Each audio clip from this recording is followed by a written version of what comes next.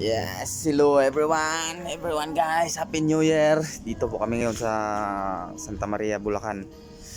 May re-rekirin po kami. Ito na po yung reker namin, no? Ayan po yung re-rekirin namin, yung hino na yan, yung tractor head. Yan po nung nakaraan yung kasama nung blue na nakuha na namin nung nakaraang taon, nung December 30. Tapos ito po yung isa. Iilain namin. Tapos yung kasamahan kong driver na isa nandun, iwan ko na sana kaya yun. Hinihintay pa namin yung hintay lang muna kami dito. Actually kaina pa kami dito eh. Tapos yan, medyo magulo ang loob ng ng reker. Huwag na tayong tumingin dun, magulo. Dito lang tayo sa yan mamaya yung hihilain namin. Gagabihin na naman kami nito makauwi Santa Maria, papuntang garahe namin sa Taguig.